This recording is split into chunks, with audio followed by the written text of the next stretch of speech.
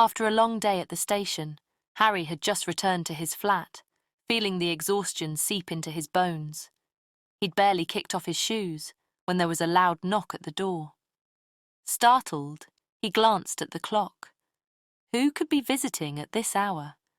He wasn't expecting anyone, and Andrew was still at work. Curiosity piqued. Harry crossed the living room and opened the door.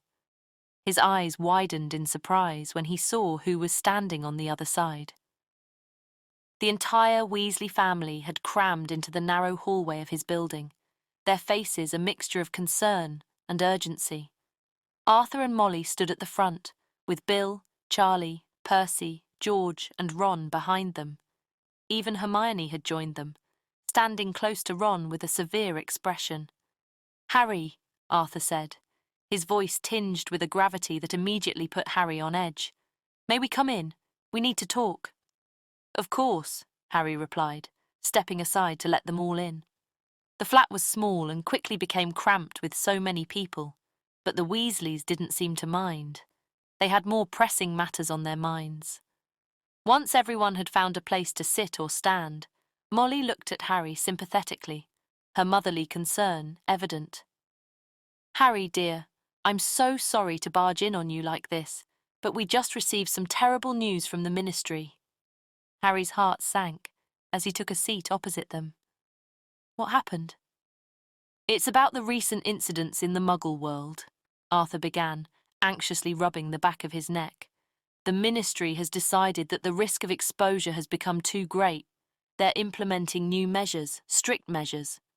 "What kind of measures?" Harry asked, though he already had a sinking feeling he knew where this was going. "Effective immediately," Percy spoke up, his tone clipped and formal as always. "The Ministry will be tracing every witch and wizard, monitoring their magical activity, particularly in Muggle areas. If anyone is caught performing magic where Muggles could see them, they'll be fined. The amount will depend on the spell cast and the number of Muggles who witnessed it." Harry felt a cold wave of dread wash over him. Tracing every wizard and witch? How are they going to do that? "They're enhancing the trace," Hermione explained, her voice tight with frustration. "It's not just for underage witches and wizards anymore. They're expanding it to include everyone, regardless of age. The Ministry will be able to detect any spell cast in a Muggle area, and they'll have the authority to issue fines immediately." "This is ridiculous," Harry muttered, running a hand through his hair. "How can they think this is a good idea? It's like we're all under surveillance now. And what about those of us who live among Muggles? How are we supposed to manage?" "It's not just ridiculous, Harry," Ron added, his face dark with anger. "It's bloody unfair. Not everyone can just pick up and move to a wizarding community. And what about magical accidents? They're not rare, especially for those who aren't, well, the best at controlling our magic." Molly nodded in agreement, her worry evident. "I'm afraid this will cause many problems, especially for those less skilled in non-verbal magic. They'll be more vulnerable to being fined. And worse, it's already creating panic in the community." "They're doing it to protect us," Percy said, though his voice lacked conviction. "But I disagree with it. This level of monitoring is invasive, and it will create more problems than it solves." Harry leaned back, his mind racing. This wasn't just about the Ministry tightening its grip. It was about fear. Fear of exposure, fear of the unknown, fear that one day the magical world might no longer be able to hide in plain sight.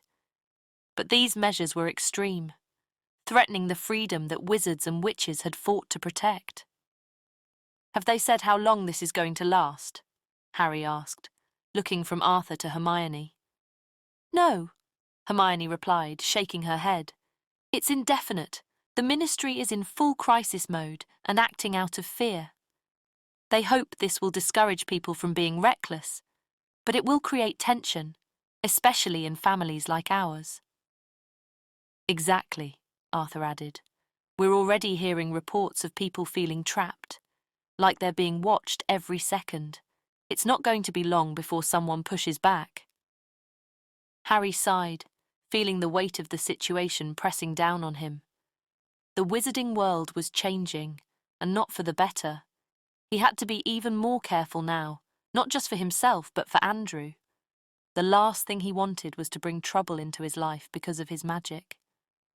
"I appreciate you coming to tell me," Harry said finally, looking around at the worried faces of his friends and family. "But we need to figure out how to deal with this. If the Ministry will track our every move, we need to be smart about it. We can't let fear control us." George, who had been quiet until now, nodded in agreement. "You're right, Harry. We've faced worse than this before. We must keep our heads down and stay out of trouble." "And help those who might need it," Bill added, his voice steady.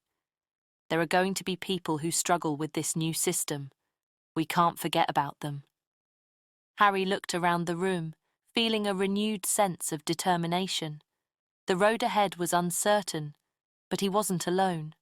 The Weasleys had always been like a second family to him, and together they would find a way to navigate these new challenges. As the conversation continued, the doorbell rang, interrupting their discussion. Harry excused himself and went to answer it, wondering who could be visiting at such a critical time. When he opened the door, Andrew stood there, looking slightly dishevelled and concerned. "Harry, I thought you said you'd be home by now. What's going on here?" Andrew's eyes widened as he took in the scene inside the flat. There were so many people, and the tension was palpable. Harry glanced back at the Weasleys, a bit uncertain how to introduce them. "Andrew, this is my adoptive family, the Weasleys," Harry said, trying to keep his voice steady. "They've come with some news from the Ministry." Andrew's eyes flickered with surprise, taking in the sight of the Weasleys. "Adoptive family? I didn't realise you were so close to them." Molly, overhearing this, raised an eyebrow. "Harry, you never mentioned you were involved with someone, and, well, Andrew, is it? You're Harry's—" Andrew, looking increasingly confused, raised a brow. "I'm Andrew. I know Harry from work." Molly's expression softened, though she still looked a bit taken aback. "Well, it's certainly a surprise. But as long as Harry is happy, that's what matters." Andrew glanced at Harry, clearly uncomfortable with the turn of events. "Harry, I didn't know you had a family like this. And what's all this about the Ministry?" Harry shifted uncomfortably, his thoughts racing. "It's complicated, Andrew, but we're working through it." Andrew looked between Harry and the Weasleys, his confusion giving way to concern. "What exactly?" "Just government stuff," Harry said, trying to keep things vague. "It's really not something to worry about. Let's just focus on what we can do." Andrew nodded slowly, though he still looked unsure. "All right, if you say so, but Harry, if you need to talk about anything at all, you know I'm here." "Thanks, Andrew," Harry said, feeling relief and guilt. "I'll explain more when things settle down." Molly gave Harry a worried look as the Weasleys prepared to leave. "Remember, Harry, we're here for you. If you need anything, don't hesitate to ask." Harry nodded, appreciating the support. "I will. Thanks, Molly. Thanks, everyone." The Weasleys said their goodbyes, and as the door closed behind them, Harry turned to Andrew, who was still perplexed. "Let's talk more about this when we're alone," Harry said, trying to sound reassuring. "I promise I'll explain everything." Andrew gave a slight nod, though his concern was evident. "All right, Harry, but for now, let's enjoy what's left of the evening." Harry offered a weak smile, knowing he had a lot to explain and a lot of decisions to make in the coming days. As he settled back into the flat, he couldn't shake the feeling that things would only get more complicated. The following morning, Harry arrived at the station, already feeling the weight of the new Ministry regulations bearing down on him. His shift started with a stack of paperwork, but a new complaint came through just as he was settling in. Harry, Thompson called from his desk, holding up a report with a bemused look. Looks like we've got a live one. Someone's causing quite a commotion in the sky over the South Bank. Harry glanced up from his paperwork. Curiosity piqued. What's the situation? According to a witness, a witch or wizard is up there showing off on a broomstick, cluttering the sky and drawing attention. It's causing a bit of a stir. Can you believe it? Maybe someone uses special effects or simply just took drugs. All right, Harry said, grabbing his jacket. I'll head over and check it out. Sounds like someone's making a spectacle. Harry saw the commotion from a distance as he went to the South Bank. Muggles were pointing and taking photos with their phones, their expressions ranging from bewildered to irritated. Harry spotted the culprit, a young woman on a sleek broomstick, performing elaborate aerial maneuvers with a flair that drew gasps from onlookers below. He approached the scene and held his badge as he looked up at the witch, twirling gracefully in the air. She noticed him and, with a final flourish, landed smoothly on the ground, the broomstick vanishing with a soft whoosh. Evening, Harry said, trying to keep his tone professional despite the situation's absurdity. I'm here because of the complaints. You're causing a bit of a stir. The witch, dressed in vibrant robes that shimmered in the sunlight, looked up at him with a mischievous grin. Oh, am I? Well, I didn't mean to disturb anyone's peace. Just thought I'd add a bit of excitement to the day. Harry tried to keep his irritation in check. You're drawing attention. They're not supposed to see magic, Harry whispered. The witch's eyes sparkled with an almost defiant glint. Really? You don't think it's time for a change? Our world is so hidden away, so secretive. Maybe it's time for a little revelation. Harry raised an eyebrow. Revelation? What are you talking about? Before the witch could answer, she glanced around as if expecting something.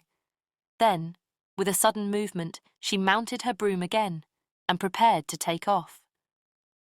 Let's just say that our world won't stay hidden forever, if they don't do something about it. Harry opened his mouth to respond, but the witch had already taken off, soaring into the sky with a final dramatic swoop. He watched as she disappeared into the distance, leaving a few stunned muggles and a swirling sense of unease. As he turned to head back to the station, Harry couldn't shake the feeling that the witch had been more than just a reckless broom rider. Her words echoed in his mind. Our world won't stay hidden forever. Was this another sign of someone trying to expose magic, or was there a deeper agenda? Harry made a mental note to follow up on the incident. As he walked back to the station, he couldn't help but feel that the situation was escalating.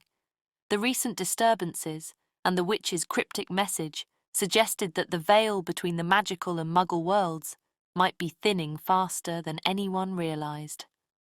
Back at the station, Harry briefed Thompson on the incident, trying to keep the conversation focused on the practical aspects.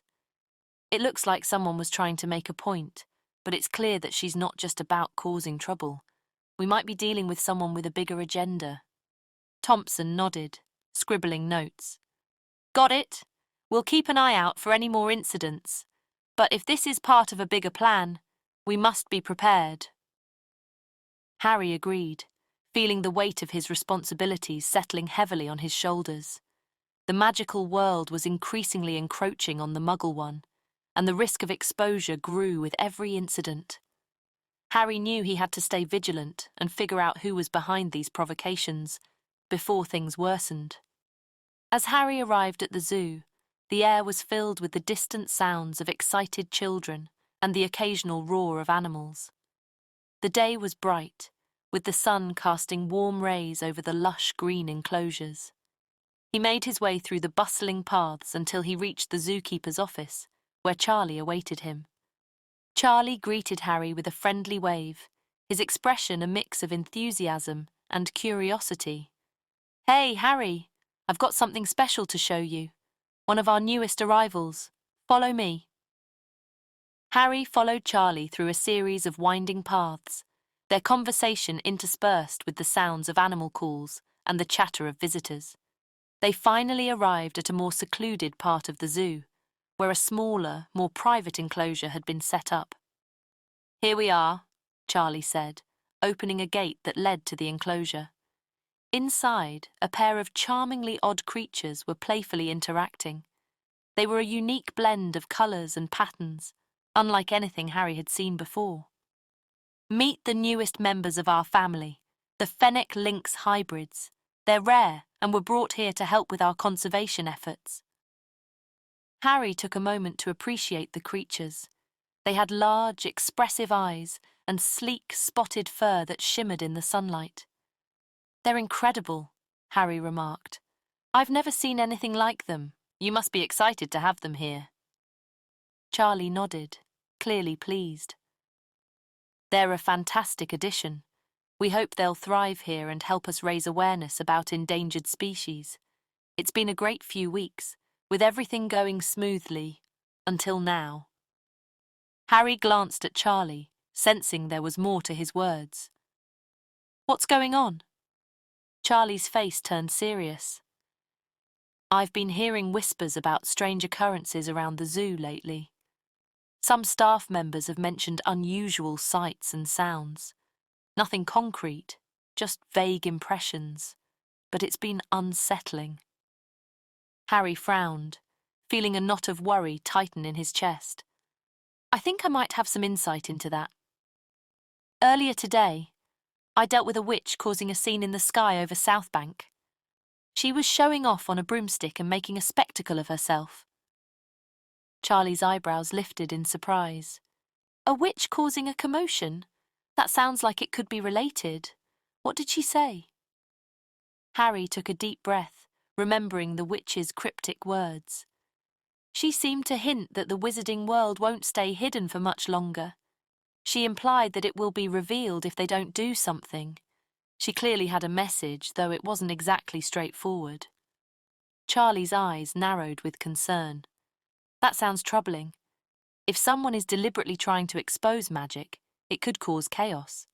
It might explain the strange occurrences here if people deliberately try to draw attention or disrupt things." "Exactly," Harry said, nodding. "It's as if there's a concerted effort to push the boundaries between the magical and muggle worlds. We need to figure out who's behind this and why." Charlie looked thoughtful for a moment, then shifted his gaze to Harry. "By the way, I've been meaning to ask. How's your boyfriend, Andrew? You mentioned him before, but I haven't heard much since." Harry felt a brief moment of hesitation. "Andrew's doing well. He's been supportive, even though he doesn't know about the magical world. It's been a bit of a balancing act, keeping everything separate." Charlie's expression softened with understanding. "That must be challenging. Balancing two worlds like that can't be easy. I hope everything's working out for you both." "It is," Harry said, appreciating Charlie's concern. "It's just complicated. He's been great about it, but I need to be careful not to let this spill over into our lives more than necessary." Charlie nodded sympathetically. "I can imagine. Well, don't hesitate to ask if you ever need to talk or need any help. The last thing you need is more stress on top of everything." Harry smiled gratefully. "Thanks, Charlie. I'll keep that in mind, and I'll keep you updated on what I find out about these disturbances." As Harry left the zoo, he couldn't shake the feeling that the situation was escalating quickly. The witch's message and the recent disturbances suggested that the veil between the magical and muggle worlds might be thinning faster than anyone realized. He needed to stay vigilant and work with his allies to prevent a full-blown crisis. Harry returned to the station with renewed determination, ready to tackle whatever came next. The safety of both worlds depended on it.